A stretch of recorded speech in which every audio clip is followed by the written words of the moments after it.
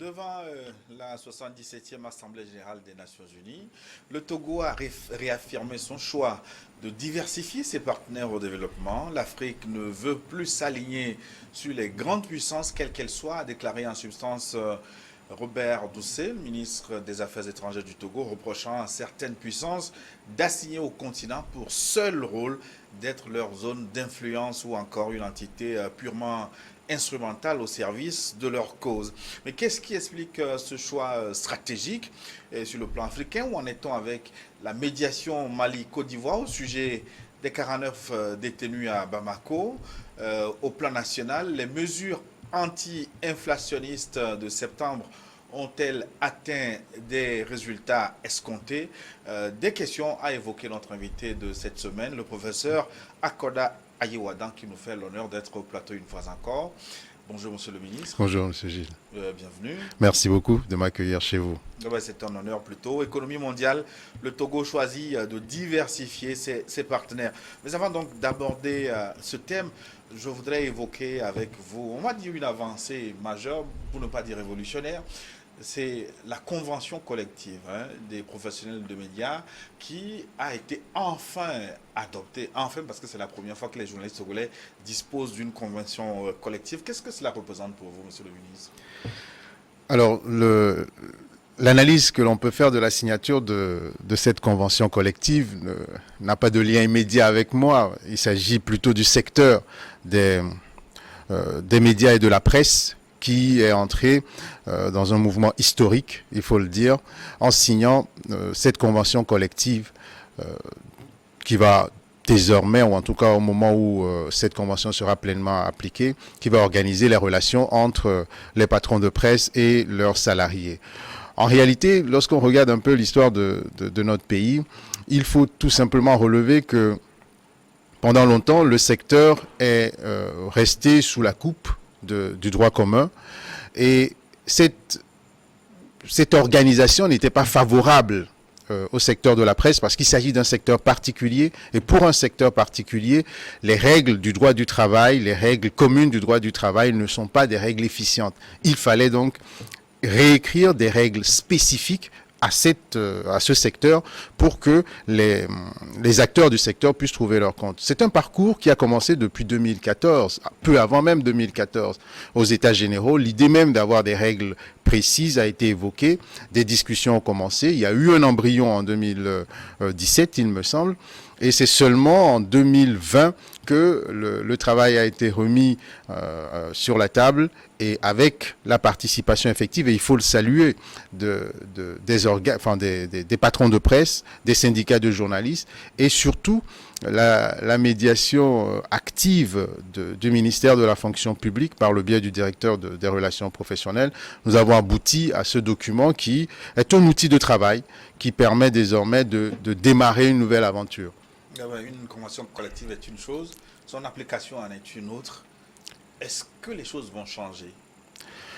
C'est l'ambition de la convention collective, et c'est le souhait des patrons de presse, des syndicats de journalistes. Il faut que les choses changent. Le secteur ne peut pas continuer à grandir dans l'informel. Il faut une réelle professionnalisation du secteur pour que les acteurs puissent vivre de leur métier. Mais pour que les acteurs puissent vivre de leur métier, un encadrement s'impose. C'est la raison pour laquelle tous se sont mis autour d'une table pour pouvoir aboutir à cette convention collective. Maintenant, pour que ça change, cela dépendra de tous les acteurs du secteur. Les patrons de presse, les syndicats de journalistes, l'État, puisque l'État accompagne le mouvement. Donc, tous ces ingrédients-là doivent être mis bout à bout pour pouvoir aboutir à un changement nécessaire dans le secteur. Mais certains disent que le facteur important pour la réussite de l'application de cette convention collective, c'est l'accompagnement de l'État, parce que les organes de presse aujourd'hui, visiblement, n'ont pas les moyens d'appliquer cette convention collective. Est-ce que l'État est prêt à accompagner à la hauteur des attentes cette nouvelle loi pour que la presse sorte de l'informel, comme vous l'avez dit? L'État a déjà montré sa bonne disponibilité pour accompagner le secteur. J'en veux pour preuve la disponibilité dont l'État a fait preuve tout au long du processus déjà. La disponibilité dont l'État a fait preuve en adoptant des règles qui sont des règles nouvelles, modernes, souples, pour pouvoir organiser le secteur. Maintenant, il y a le rôle de l'État et il y a le rôle aussi des entreprises de presse. Les entreprises de presse sont des entreprises comme d'autres entreprises. C'est vrai, il s'agit d'entreprises particulières que dans un système démocratique, mais cela reste des entreprises. Donc l'accompagnement que l'État peut faire, l'État a déjà commencé en mettant en place une aide au bénéfice des organes de presse. Aujourd'hui, une fois la convention collective signée, l'ambition et les tractations déjà commencées, c'est d'aller vers un fonds presse. Et ce fonds-là aura pour objectif d'accompagner le secteur. Mais il faut être très clair là-dessus. L'accompagnement que ce fonds-là va mettre en place sera un accompagnement d'abord pour la formation, pour les services d'intérêt général, pour la consolidation du secteur. Donc, les entreprises de presse doivent continuer à fonctionner comme de véritables entreprises pour pouvoir générer des ressources. Et ce sont des défis auxquels il faudra faire face, puisque lorsque vous regardez bien le paysage médiatique, nous avons près de 294, il me semble, parutions, 99 radios, sur un marché qui est plutôt restreint. Donc il y a un défi de corrélation entre l'offre et la demande pour rendre ces entreprises plutôt rentables. Donc l'État va apporter son soutien, cela est clair, mais les entreprises gagnent aussi à regarder la rentabilité de leurs activités. Et surtout la qualité de la production, parce qu'il est reproché aussi à ces médias la faiblesse du contenu proposé. Alors, c'est un facteur, c'est un élément. Pour être rentable, il faut produire de la qualité, il faut avoir des éléments de qualité. Et il me semble que dès lors que l'on arrivera à mettre de la qualité, à avoir une organisation professionnelle pointue, la rentabilité pourrait suivre. Et s'il y a de la rentabilité, il est clair que l'État apportera son soutien. Mais attention aussi, lorsqu'on dit que l'État doit apporter son soutien, il ne faut pas perdre de vue un élément. Nous sommes dans un système libéral où on a des entreprises et d'autres types d'entreprises. Lorsque l'État accompagne le secteur de la presse, il faut veiller à ce qu'il n'y ait pas de défaut de concurrence. En tout cas, que l'État, par l'aide qu'il apporte, ne fausse pas la concurrence entre les différents types d'entreprises. C'est la raison pour laquelle, je continue à le dire, il y aura un travail qui continuera à être fait par l'État, mais les entreprises de presse aussi devront travailler de leur côté pour être au niveau souhaité pour bénéficier de cet accompagnement-là. Merci, Monsieur le ministre. Je voudrais qu'on aborde maintenant les mesures anti-inflation que le gouvernement togolais a prises en septembre dernier. Est-ce que ces mesures, de façon générale, ont atteint leurs objectifs, les résultats escomptés? Je pense qu'il faut dire tout simplement que c'est un travail en cours, même s'il y a des points de satisfaction indubitables. Lorsque vous observez bien, juste après la mise en mouvement des différentes mesures prises par le gouvernement, je vais citer un exemple précis, sur le prix des cahiers par exemple, le paquet de cahiers de 100 pages était fixé à 1300 il me semble, et les règles de la concurrence ont joué à telle enseigne que par endroit, l'on a pu identifier des vendeurs qui étaient en deçà du plafond fixé par le gouvernement. Mais de façon générale, je crois qu'il y a un constat qu'il faut faire, c'est celui du déroulement de la rentrée scolaire, par exemple. Contrairement à tout ce que on pouvait craindre, il y a eu une rentrée qui s'est déroulée dans des conditions plutôt acceptables. Et au-delà de cela, il y a aussi des outils qui ont été mis en mouvement de façon régulière, à savoir les contrôles sur les marchés, le numéro vert qui a fonctionné plutôt bien et qui a permis de faire des contrôles, de faire des signalements et même de verbaliser certaines personnes pour que les mesures prises par le gouvernement puissent atteindre leur cible. En cours de semaine, j'ai lu que le tarif d'une entreprise de conducteurs de moto avait baissé à nouveau. Je crois que c'est un signe aussi qu'il faut relever pour dire que les mesures ont eu un impact, mais ce n'est pas définitif. parce que la crise n'est pas derrière nous. Il faut continuer à travailler dans ce sens-là.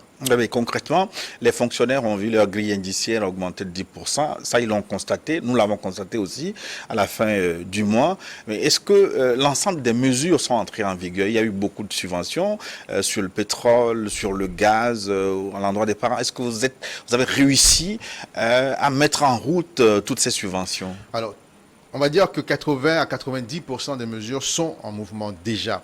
Il y a certaines mesures dont la mise en mouvement nécessite des ajustements techniques importants et aujourd'hui, ces ajustements-là sont en cours. Ce qui est certain, c'est que toutes les mesures vont trouver pleine application parce que c'est la volonté du chef de l'État et au service de la population togolaise. Il me semble que ce n'est que justice. Vous étiez avec nous à la sortie de ces mesures en septembre. Vous avez écouté les insuffisances relevées par certains téléspectateurs qui ont souhaité aussi que les subventions au direct aux parents aillent aussi au privé. Est-ce qu'en dehors de ces mesures, est-ce que vous envisagez dans les mois, les jours à venir des mesures additives? Les mesures additives pourrait arriver, on ne peut pas l'annoncer maintenant. Je crois qu'il faut attendre le vote du budget 2023 pour pouvoir être précis sur les mesures qui vont continuer à se mettre en place.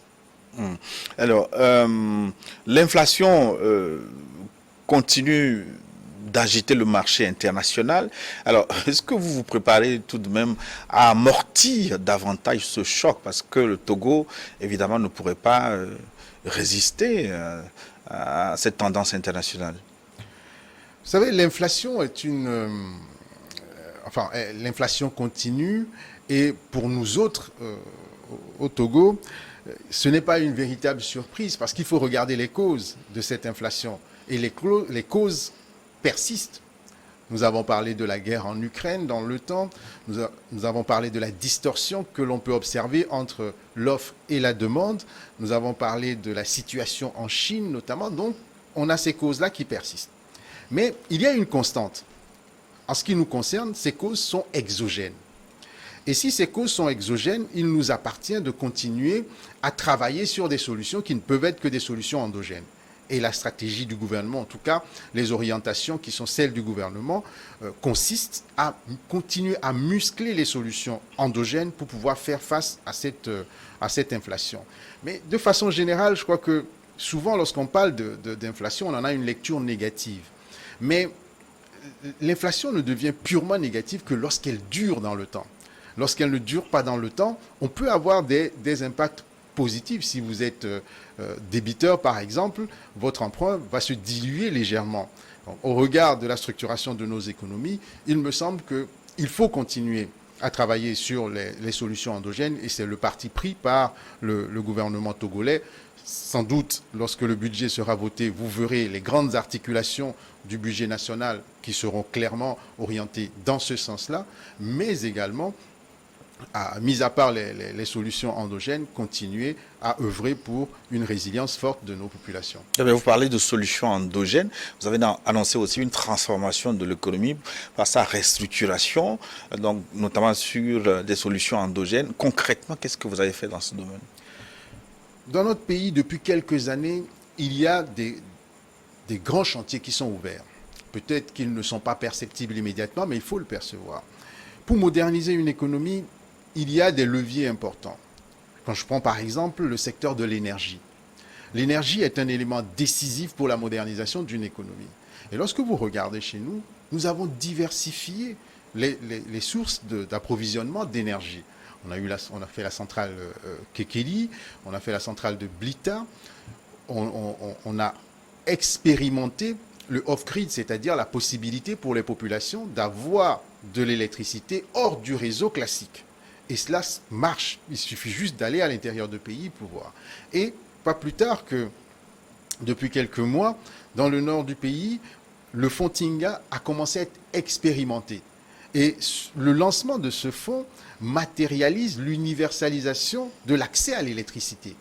Lorsque vous avez de l'électricité, vous pouvez produire dans tous les sens du terme. Donc, pour l'électrification, c'est un élément.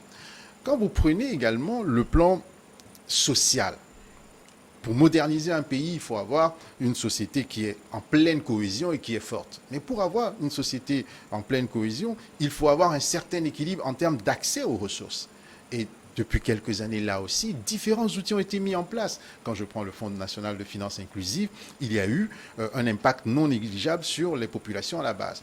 Vous prenez le Fonds d'appui aux initiatives de l'emploi des jeunes, on a aujourd'hui pu sortir quelques primo-industriels ou des jeunes industriels qui ont lancé leur activité et qui avancent. Donc, là aussi, le renforcement n'est pas négligeable. Le budget de l'éducation n'a pas manqué d'augmenter ces 10 dernières années. Cela voudrait dire que le renforcement de la ressource humaine est, pour le gouvernement togolais, pour le chef de l'État, un outil fort de modernisation de le pays. Maintenant, parlons des infrastructures. Vous avez pu noter dans notre pays un développement des infrastructures routières depuis ces années-là. Aujourd'hui, on peut aller jusqu'au nord du pays sur des routes qui sont aux normes, et cela continue. Sur la feuille de route gouvernementale, il y a le dédoublement de l'axe Lomé-Saint-Cassé qui est prévu. Les études sont en cours. Le montage du financement va arriver. Donc, tous ces leviers-là sont faits pour moderniser le pays. Et la modernisation du pays vise justement à renforcer cette résilience qui nous permettra de faire face aux futures crises. Mais dans le domaine de l'agriculture, il y a quelques exemples concrets, notamment la constitution des agropoles, notamment à Kara. Vous touchez du doigt un secteur très fort de notre pays, un secteur qui a démontré aussi sa capacité à pouvoir nous proposer des solutions. Vous avez parlé à juste titre d'ailleurs des agropoles, l'agropole de Kara qui figure le modèle qui va être réparti sur toute l'étendue du territoire. Les ZAP, les zones d'aménagement agricole planifiées qui sont réparties sur toute l'étendue du territoire. Une ZAP, ça fait 100 hectares. 100 hectares que l'État débroussaille, l'État met en position d'être viabilisé ou en tout cas d'être exploité avec la possibilité de mettre ensemble aussi les populations autour de ces différents projets. Les filières, le développement des filières. Parce que lorsque vous produisez, c'est bien.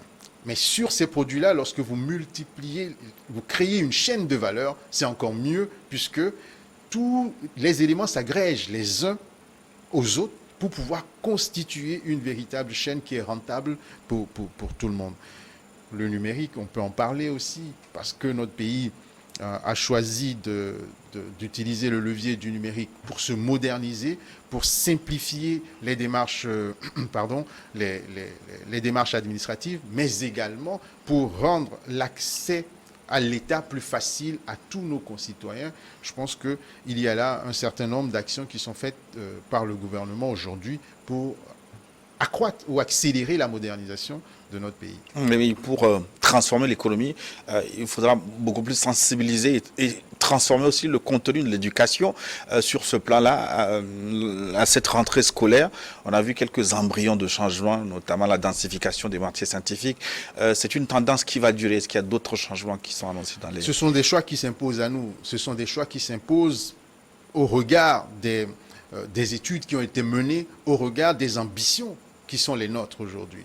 Si nous souhaitons que notre pays soit au rendez-vous de ces défis-là, il faut que nous ayons les moyens. Pendant longtemps, il a été question d'un déficit d'enseignants dans les matières scientifiques. Donc, l'analyse a démontré que s'il n'y a pas d'enseignants dans les matières scientifiques, c'est que nous ne formons pas assez d'élèves dans les matières scientifiques. Donc, il faut accroître la formation dans les matières scientifiques. Aujourd'hui, dans toutes les préfectures, il y a, par exemple, une classe de série C qui est ouverte. Avant, c'était délicat par endroit. Les enseignants ont été recrutés spécifiquement dans les matières scientifiques pour renforcer le corps enseignant dans ces matières-là. Donc, une fois que le besoin est identifié, il faut apporter des solutions pour pouvoir combler ces besoins-là. En marge des matières scientifiques, ce sont tous les programmes qui font l'objet désormais de relecture pour les adapter à nos réalités et faire en sorte que ce que nous enseignons puisse nous permettre de trouver des solutions à nos problèmes. La politique du livre est en mouvement, puisque cette année, dans les programmes littéraires, on a vu une proportion plus importante de nos auteurs qui sont désormais mis en valeur parce que ces auteurs-là n'ont rien à envier à d'autres auteurs que nous avions l'habitude de lire chez nous. Mais est-ce qu'il n'y a pas nécessité de construire beaucoup plus d'écoles polytechniques un peu partout sur le territoire pour désengorger un peu l'université, pour avoir moins de juristes, je n'ai rien contre eux, moins de sociologues, moins de ces littéraires conformes mais qui ne sont pas très pratiques sur le terrain. Est-ce qu'il ne faut pas aller vers du concret?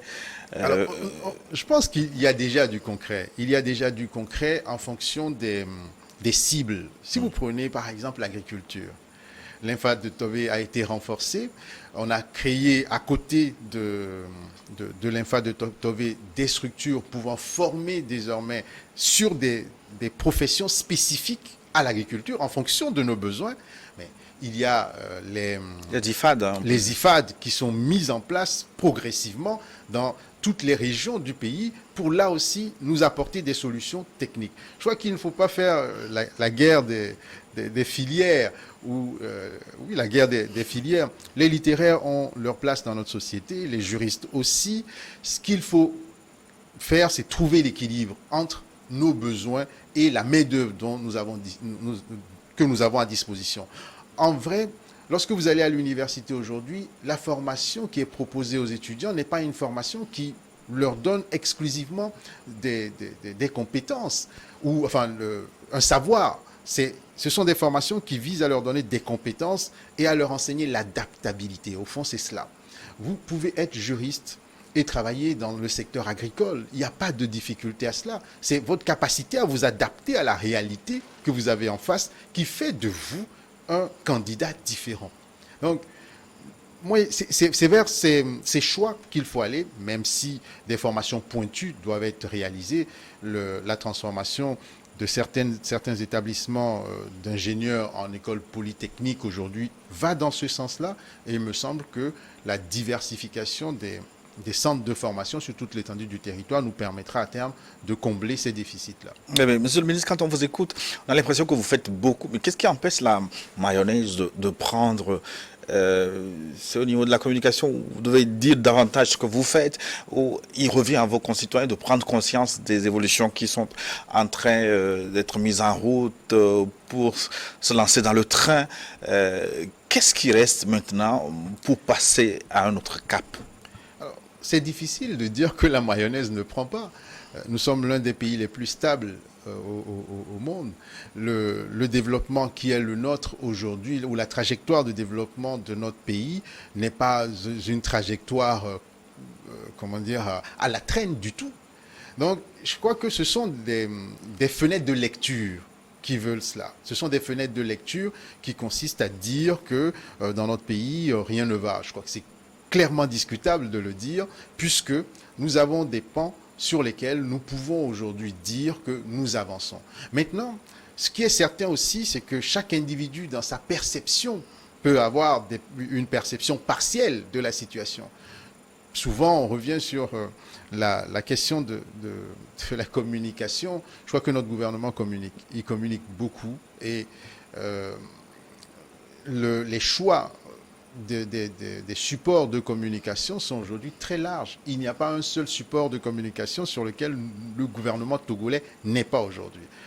Après, l'on ne peut pas obliger les individus, enfin les citoyens à choisir un support de communication, mais ce qui est certain, c'est qu'il y a des choses qui se font et pour pouvoir percevoir les résultats de façon globale, il faut en avoir une lecture globale. Je vais vous citer un exemple. Lorsque vous prenez les infrastructures routières, et je vais revenir là-dessus, aujourd'hui, il est certain que quelqu'un me dira que oui, l'axe de Lyon, Carrefour, Bojona, est un axe qui n'est pas beau. Alors, cet axe a été refait complètement en deux fois 3 voies. Mais regardez sur les trottoirs, l'occupation qui est faite par nos concitoyens. Si ce n'est pas des camions de sable qui sont déversés, ce sont des vendeurs qui occupent quasiment le trottoir jusqu'à la chaussée. Donc, lorsque vous êtes sur cet axe-là, vous ne pouvez pas percevoir la qualité de l'infrastructure qui est réalisée. Et à partir de là, est-ce que la responsabilité exclusivement celle du gouvernement? La responsabilité, elle est collective, elle est celle du citoyen. Mais la responsabilité du gouvernement, elle est lourde. Vous avez d'ailleurs pris en Conseil des ministres la semaine dernière un décret concernant donc l'occupation de l'emprise des voies publiques, parce que votre responsabilité est lourde, parce que vous avez laissé trop longtemps faire. Alors, c'est curieux de l'analyser sous cet angle-là. Le gouvernement n'a pas laissé faire. Aujourd'hui, vous le savez, on est rentré dans une décentralisation qui est effective et chacun doit jouer sa partition. Il est clair que le gouvernement ne mettra pas derrière chaque citoyen un gendarme et que chacun doit prendre ses responsabilités. Mais là-dessus, moi je vous prends au mot.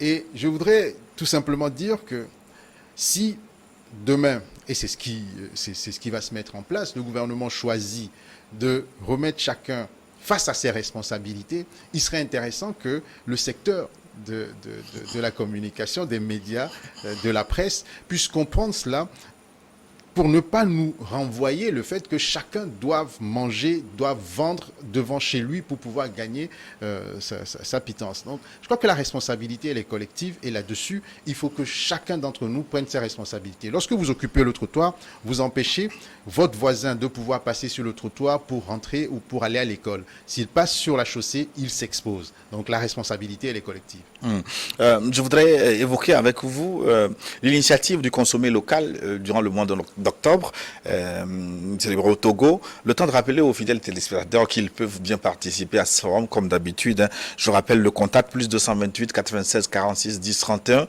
228 96 46 10 31. Vos questions via WhatsApp. Dans la seconde partie, tout à l'heure, nous nous ferons le plaisir de relayer vos questions, vos suggestions, vos interrogations à Monsieur le ministre en charge de la communication et des médias du Togo, porte-parole du gouvernement, le professeur Akode Ayewada, donc qui est au plateau avec nous.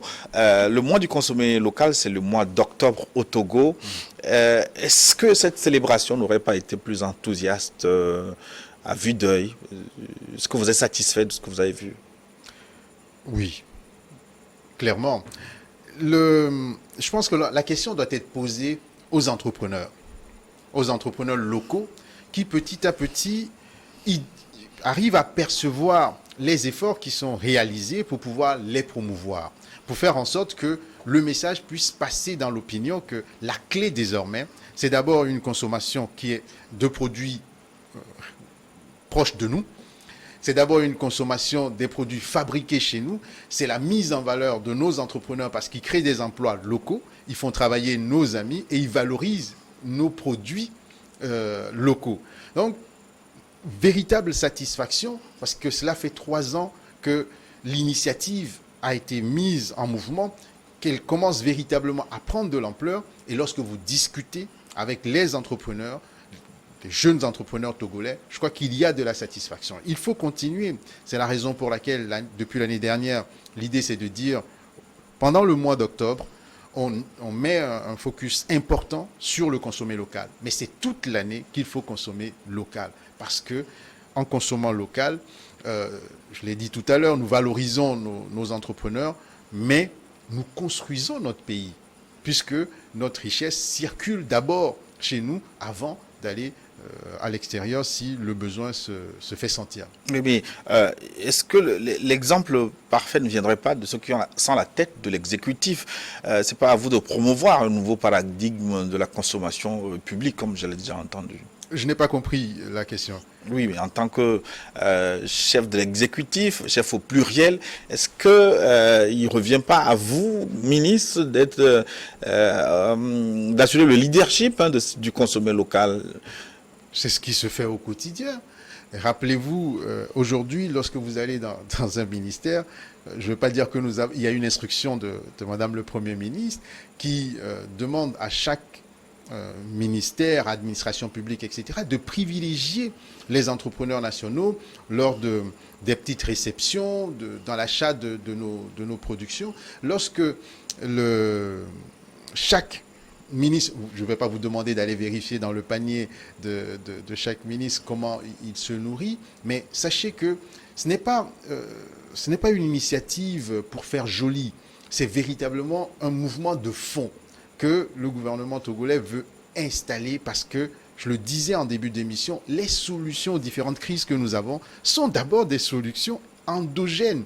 Il ne faut pas qu'on aille chercher ailleurs. La preuve, lorsque pendant la Covid, on avait des difficultés à nous approvisionner en gel hydroalcoolique, nous avions été heureux de savoir que dans notre pays, nous avons des jeunes talentueux qui pourraient nous produire des solutions hydroalcooliques ou des masques faits maison, etc. Donc, la démarche n'est pas cosmétique du tout, elle est fondamentale, il faut le dire. Chaque individu doit se l'approprier, chaque Togolais en tout cas doit se l'approprier parce que notre développement passe par là. Consommer local, c'est aussi choisir New World TV. Hein. C'est s'abonner à New World TV. J'espère que tous les ministres ont New World TV dans leur bureau. La Coupe du Monde, c'est bientôt, c'est le 20 novembre, monsieur le ministre. J'espère que vous êtes au courant qu'au New World TV a acquis les droits de diffusion, les droits exclusifs de la Coupe du Monde en Afrique subsaharienne pour les droits payants. Et en ce qui concerne les droits free-to-air, qu'on va céder certainement à la télévision nationale togolaise, ça concerne 40 pays environ au sud du Sahara. La fête va commencer bientôt et j'espère que vous serez avec nous. Moi, je voudrais féliciter encore New World TV pour cet exploit. On sait comment il n'est pas très simple de pouvoir acquérir ces droits-là. Aujourd'hui, grâce à New World TV, notre pays est placé sur la carte. Régulièrement, je suis interpellé là-dessus et je pense que nous devons nous mobiliser pour que cette fête soit belle et que nous continuions à porter notre pays au plus haut. C'est véritablement un facteur ou un élément de fierté de voir qu'une entreprise locale togolaise puisse aller se battre sur les terrains de quelques mastodontes dans le secteur.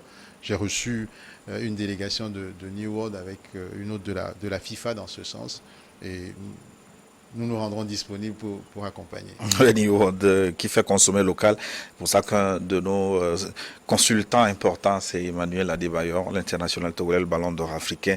Donc préparez-vous pour la Coupe du Monde, réabonnez-vous, les décodeurs sont toujours en promotion. Donc retour au plateau avec l'actualité internationale maintenant, avec le Togo. Qu'apporte donc l'adhésion au Commonwealth à votre pays, tout en rappelant que le 20 octobre dernier, le drapeau togolais flotte désormais parmi la cinquantaine de pays du Commonwealth.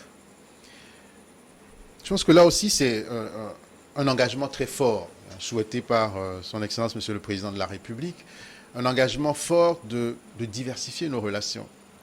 Diversifier nos relations et peut-être aussi inscrire dans la continuité que nous avions une certaine discontinuité. Je m'explique. Lorsque vous aviez des partenaires traditionnels, moi je vais prendre l'exemple de l'Union européenne, qui est un partenaire traditionnel de notre pays, et que entre-temps on a le Brexit. Nous avons un des partenaires qui est désormais hors de l'Union européenne. Mais nous souhaitons continuer à avoir des relations privilégiées avec ce partenaire-là. Cela corrobore le choix qu'on a fait d'adhérer au Commonwealth. En marge de cela, pour nous, aujourd'hui, plus nous avons de possibilités dans le monde, mieux c'est. Et l'objectif, c'est de continuer à nous donner les meilleures opportunités possibles. Le Commonwealth, c'est près de 2 milliards de consommateurs, on ne le dira pas assez. Nous souhaitons que nos entreprises puissent aller en concurrence avec d'autres sur ces marchés-là. Nous avons déjà vu un début de matérialisation avec l'appui qui nous a été apporté par l'Union européenne, par la Grande-Bretagne sur le financement de la route Sokodé, Tchamba-Kambolé ou dans l'inverse. On voit déjà la matérialisation de cette recherche. La langue n'est pas négligeable. Les opportunités en matière d'éducation aussi. C'est un truisme que de dire que l'anglais est la langue la plus parlée au monde. Donc, nous voulons nous donner les meilleurs moyens pour pouvoir voyager, pour pouvoir discuter avec les uns et les autres, sans nous enfermer dans une structure unitaire. Oui, mais vous faites une addition. Est-ce que le calcul va tomber? Parce qu'en additionnant, peut-être que vous poussez d'autres à la porte. Parce que c'est pour cela que je parlais tout à l'heure de continuité et de discontinuité.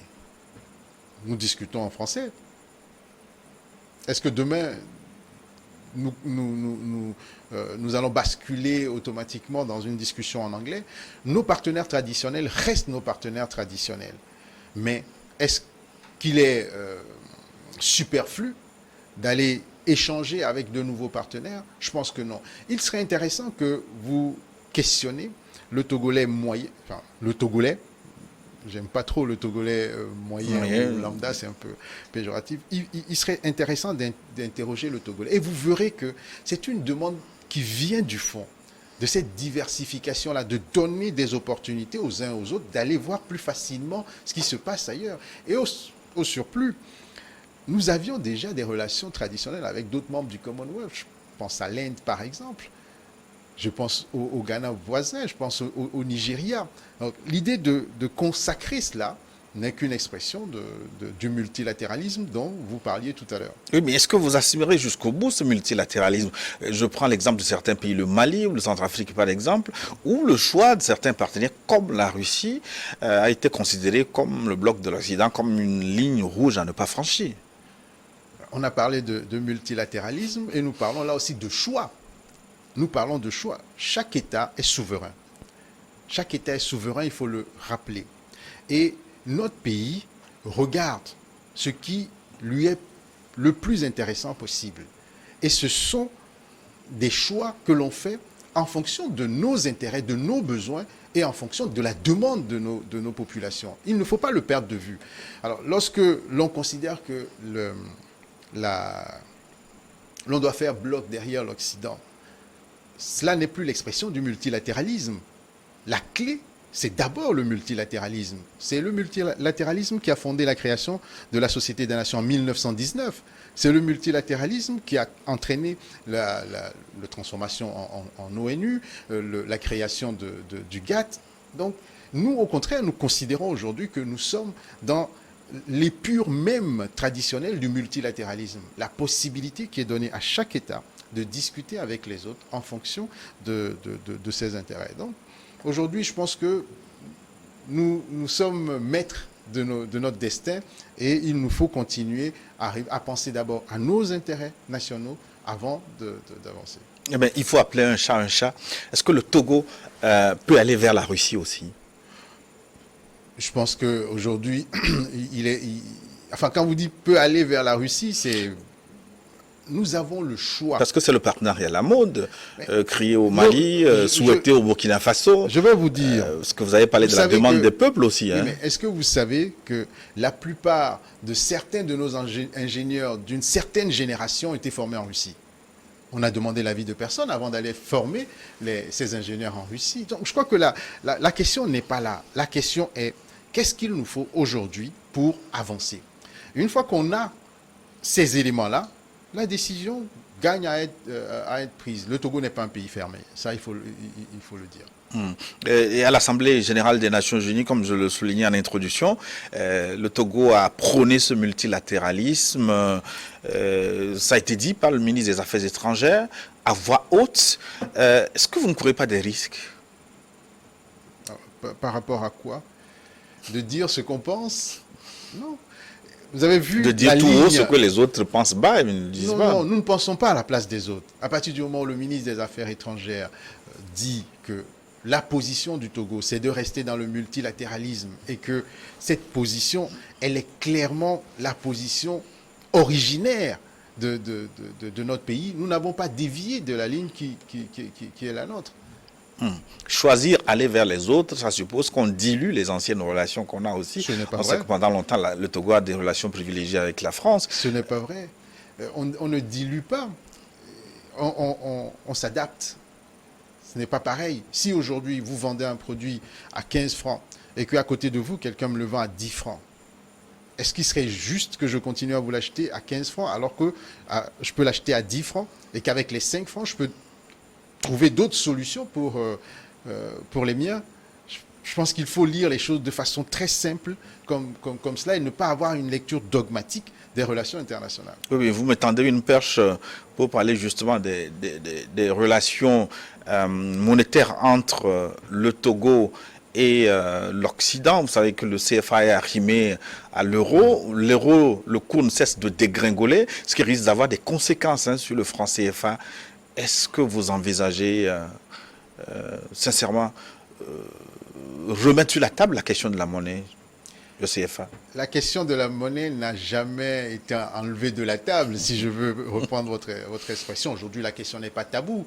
Elle est discutée partout et elle est toujours en discussion. Ce qu'il est important de souligner par rapport à ce que vous releviez, les pays qui ont leur propre monnaie, et ça c'est véritablement une parenthèse, subissent 2 fois, 4 fois plus d'inflation que nous, soit dit en passant. Mais la question de la monnaie ne peut pas rester une question conjoncturelle. C'est une question qui est fondamentale et que l'on doit analyser sur la durée. Nous ne pouvons pas aujourd'hui affirmer aux populations que nous allons basculer d'une monnaie à une autre sans avoir réglé tous les préalables. Et c'est ce travail qui est en cours, il me semble. La crise aujourd'hui envoie des signaux qui permettent d'enrichir la réflexion dans ce sens-là. Donc, je crois que c'est un travail qui est en cours là aussi et qu'il faut continuer à accompagner. Avant d'aller à la pause et de revenir avec les questions des téléspectateurs, je voudrais qu'on aborde la question du Mali aussi. Donc, on sait que le Togo a été privilégié comme médiateur dans le conflit entre Bamako et la Côte d'Ivoire concernant l'affaire des 49 ou des 46 militaires. Où en êtes-vous aujourd'hui, monsieur le ministre? Vous savez, la médiation, une médiation, en tout cas celle conduite par le président de la République, se porte bien ou en tout cas se déroule bien. Une médiation n'a pas besoin de publicité. Une médiation a besoin de se faire au long cours et de s'adapter aux différents événements qui peuvent surgir pendant son cours. Donc on peut considérer que la médiation avance. Il faut laisser le temps au temps. On a des éléments conjoncturels qui entrent en ligne de jeu et moi j'ai foi en ce que cette médiation va aboutir dans des délais raisonnables. La médiation a déjà permis de libérer 3 des 49 militaires, des femmes, à titre humanitaire. Après cette libération, on a pensé que les choses allaient s'accélérer. Mais depuis, qu'est-ce qui coince, monsieur le ministre? Le temps de la médiation n'est pas le temps de l'actualité. Le temps de la médiation est un temps particulier. Il nous faut laisser le temps à cette médiation-là. C'est notre doctrine.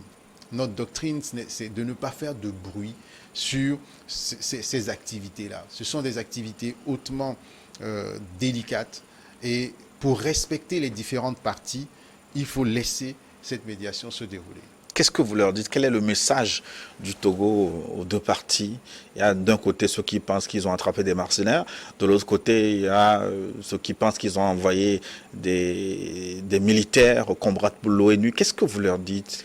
Le message du Togo est un message vraiment classique. Nous sommes tous des pays frères, nous sommes dans la CEDEAO. Les 2 pays sont quasiment cousins, si on peut l'exprimer ainsi. Et il peut arriver des situations où l'on ne s'entend pas. Ce qui est le plus important, c'est de continuer à se parler pour trouver les solutions à nos problèmes. Et je suis convaincu que nous trouverons des solutions très rapidement. Oui, à court terme, vous pensez que cette crise entre le Mali et la Côte d'Ivoire va trouver une solution diplomatique? Et bien sûr, c'est le but. Bien sûr. Il n'y a pas d'autre solution. Il n'y a pas d'autre choix.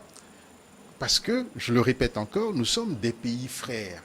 Et nous n'avons pas le choix que de nous parler, de trouver des solutions à nos problèmes parce que nous sommes interconnectés et le développement de l'un dépend du développement de l'autre. Ce qui fait que le choix unique que nous avons, c'est de trouver des solutions à nos problèmes. Toutes les parties sont disposées à travailler dans ce sens? Bien sûr, les parties se parlent. Les parties se parlent. Donc c'est déjà une belle avancée. C'est une affaire de mois, de semaines ou de jours, la libération des militaires ivoiriens? On ne peut pas s'avancer là-dessus, je vous l'ai dit tout à l'heure.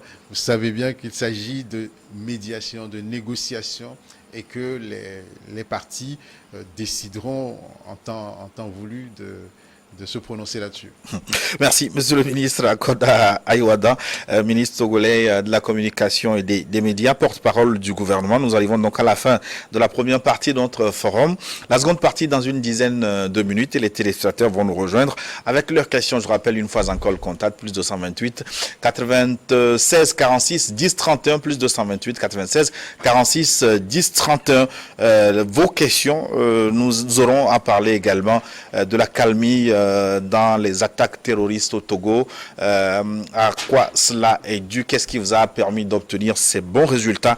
Nous reparlerons de tout ça, de même que les questions des téléspectateurs. À tout de suite, juste après cette nouvelle édition du journal sur votre chaîne.